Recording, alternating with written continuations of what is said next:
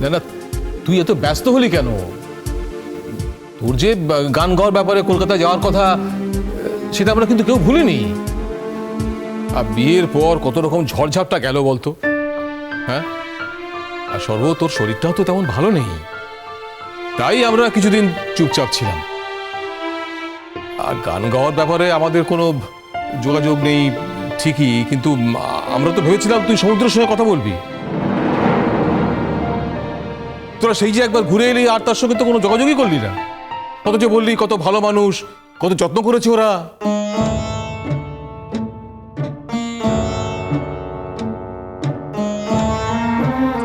হ্যাঁ, কথাটা তো সত্যি।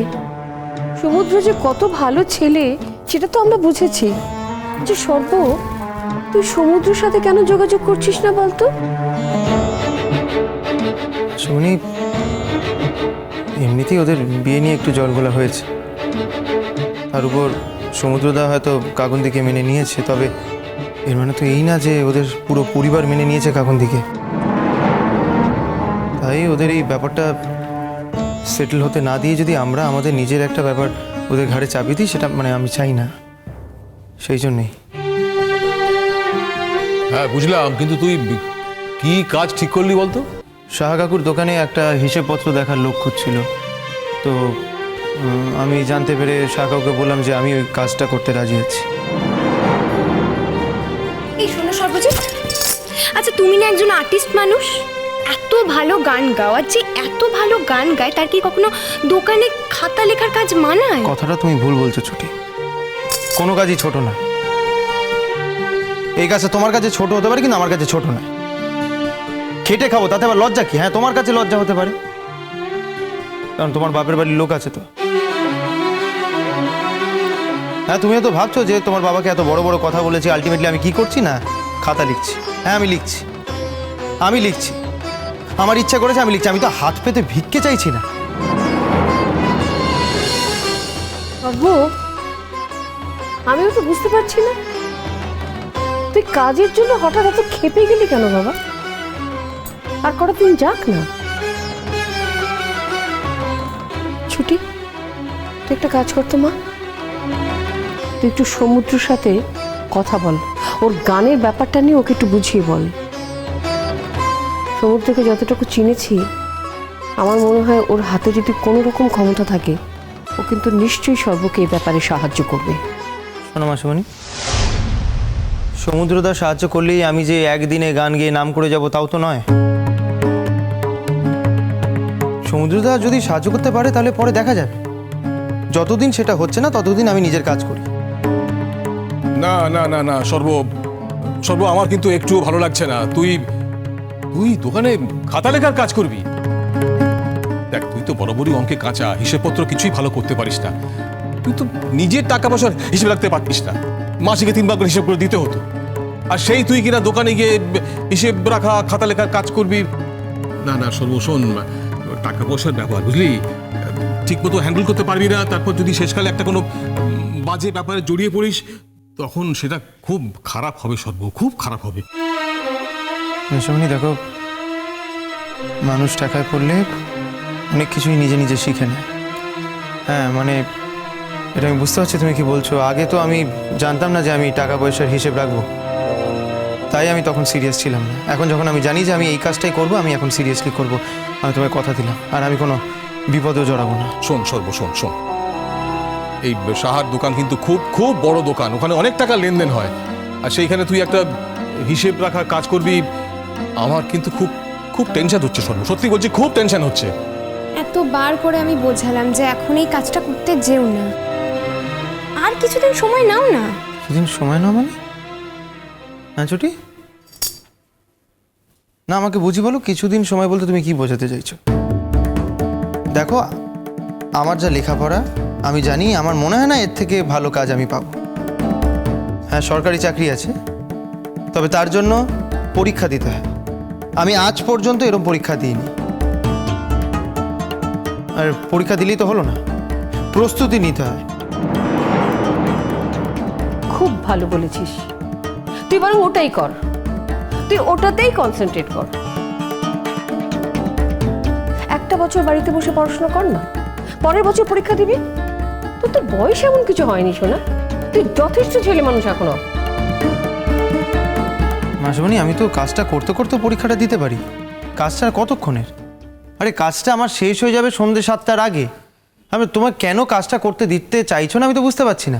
আমাকে কাজটা করতে হবে, আমার কনফিডেন্স চলে যাচ্ছে, কাজ না করে করে আমি এই কাজটা করব। আরে কি বলি বলো তো একে, এ তো ঠিক করেই ফেলেছে কাজটা করবে, এই খাতা লেখার কাজটা না করে ছাড়বে না। প্রবলেমটা তো ওই জায়গায়, ও তো কারোর কথা শুনতে চায় না। কি বলবো বলো? শোনো সর্বজিৎ, একটা কথা কিন্তু আমি বারবার বলে দিচ্ছি, কাজ করতে গিয়ে সম্মান খুইয়ে এসো না। কাজ করতে গিয়ে সম্মান খুইয়ে এসো না। সম্মান খুইয়েছো না মানে? এখানে সম্মান খোয়ানোর প্রশ্নটা কোথা দিয়ে আসছে ছুটি? তোমাকে জানি বলেই আসছে সর্বজিৎ। তুমি যা ভোলা মনের, আর টাকা পয়সার ব্যাপারে তো সবাইকে বিশ্বাস করে নাও, তার জন্যই বলছি। শোনো সর্বজিৎ, দায়িত্ব যখন নিয়েছো তখন কাউকে ধারটার বাকি দেবে না। একদম প্রতিদিন ক্যাশ বুঝিয়ে চাবি হ্যান্ডওভার করে তবে চলে আসবে। আমি তো বাচ্চা ছেলে না, এটা তুমি না বললে আমি তাই করতাম। আহা, বললে তো দোষের কিছু নেই, সবার দ্বারা তো জীবনে সব কাজ হয় না। তুই গানটা গাইতে পারিস, আর তুই একটুখানি ভাবুক ধরনের ছেলে, তো সেটা তো দোষের কিছু নয়। সর্ব, তোর মতো গান কজন গাইতে পারে বলতো? আহা, তোকে কি আমরা কখনো খাবার খোটা দিয়েছি? না এগুলো নিয়ে আমরা স্বর্গে যাব? আমাদের যা আছে সব তো তোরই থাকবে। তাই বলে কি আমি চিরকাল পায়ের উপর পা রেখে খেয়ে যাবো তোমাদের টাকায়? বলো,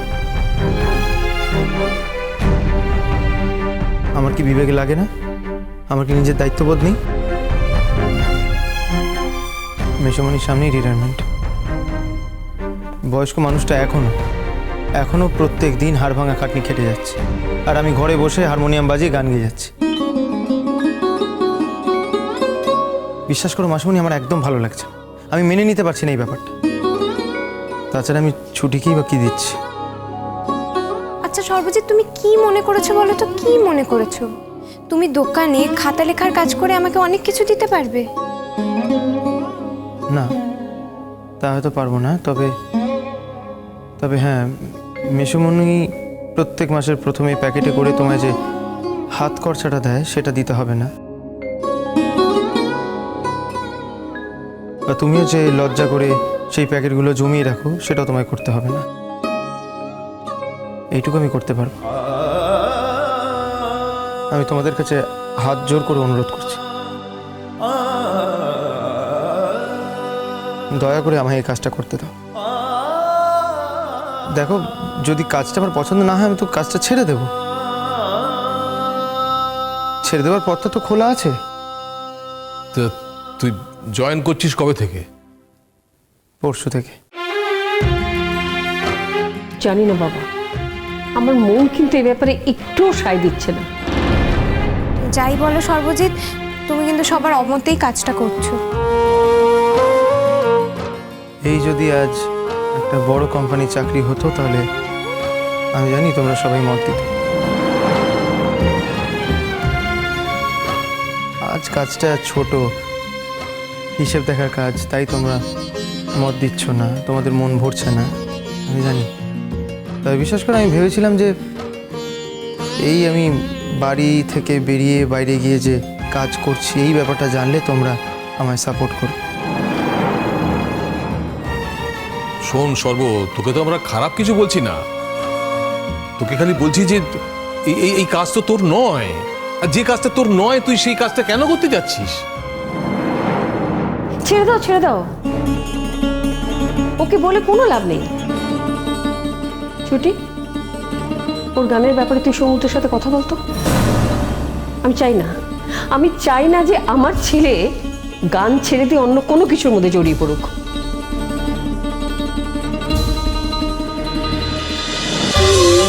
Thank you.